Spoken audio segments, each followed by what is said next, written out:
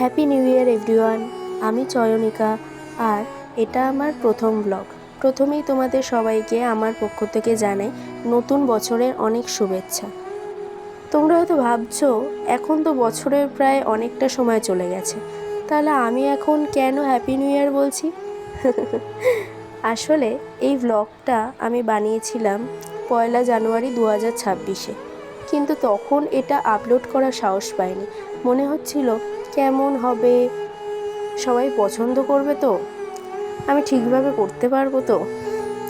কিন্তু পরে ভাবলাম জীবনে সব কিছু পারফেক্ট হওয়ার অপেক্ষা করলে অনেক কিছুই শুরু করা হয় না। আর যখন আমি এমন একটা প্ল্যাটফর্ম পেয়েছি যেখানে তোমাদের সাথে আমার ছোট ছোট মুহূর্ত, আমার ফিলিংস আর আমার জার্নি শেয়ার করতে পারবো, তাহলে কেনই বা শুরু করব না। তাই আজ থেকে শুরু হলো আমার নতুন একটা জার্নি। বছরের প্রথম দিনটা আমি শুরু করেছিলাম আমার সবচেয়ে পছন্দের একটা জায়গা দিয়ে, আমার ছোট্ট ছাদের গার্ডেন। সকালে ঘুম থেকে উঠে প্রথমে গিয়েছিলাম গাছগুলোতে জল দিতে। আমার গার্ডেনে ছোট্ট ছোট্ট অনেক ফুল ফুটেছে, আর এই গাছগুলোর যত্ন নিতে আমার খুবই ভালো লাগে। প্রকৃতির সাথে একটু সময়ও কাটালে মনটাও অনেক ভালো থাকে। তারপর নিচে এসে দেখা হলো আমার ছোট্ট বন্ধুর সাথে। আমার জানো তো অনেকগুলো পেট আছে, অনেক ছোট ছোট বিড়ালের বাচ্চা আছে। ওকে একটু আদর করলাম, ওর সাথে কিছু সময় কাটালাম। আমার মনে হয় অ্যানিমেলসদের ভালোবাসা সত্যি অনেক নিঃস্বার্থ। তুমি ওদের যতটা ভালোবাসা দেবে, ওরা তার থেকেও বেশি অনেক ভালোবাসা তোমাকে ফিরিয়ে দেবে। এরপর দিনের কিছুটা সময় দিলাম আমার পড়াশোনার সাথে। মা সবসময় বলে বছরের প্রথম দিনে আমরা যেটা শুরু করি সারা বছর সেটার একটা পজিটিভ এফেক্ট থাকে।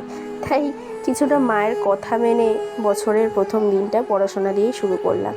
তারপর খাওয়া দাওয়া শেষ করে একটু ঠাকুরের আরতি করলাম। মা বলছিল নতুন বছরে একটা ঠাকুরকে গান শোনাবে না, সেই জন্য ঠাকুরকে একটু গান শোনালাম। এরপর বসে পড়লাম প্রথম বছরের আমার প্রথম চ্যাপ্টারের নোটস তৈরি করতে। ছোট ছোট কাজ, কিন্তু এই ছোট ছোট মুহূর্তগুলোই আসলে একটা সুন্দর দিনের স্মৃতি হয়ে থেকে যায়। এভাবেই কেটে গেল আমার 2026 সালের প্রথম দিনটা। আমার কাছে বছরের প্রথম দিনটা খুব স্পেশাল, কারণ এটা শুধু একটা নতুন বছরের শুরু হওয়া নয়, এটা নতুন কিছু শুরু করার একটা সুযোগ। আর আজকের এই ব্লগের মাধ্যমে আমার নতুন জার্নিও শুরু হলো। আমি চেষ্টা করব তোমাদের সাথে আমার জীবনের আরও অনেক সুন্দর মুহূর্ত, college life, study journey, travel, creativity, আরও অনেক লাইফস্টাইলের ছোট ছোট গল্প শেয়ার করতে।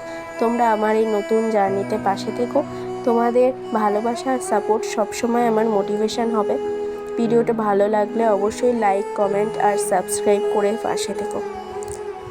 টাটা, দেখা হবে নেক্সট ব্লগে।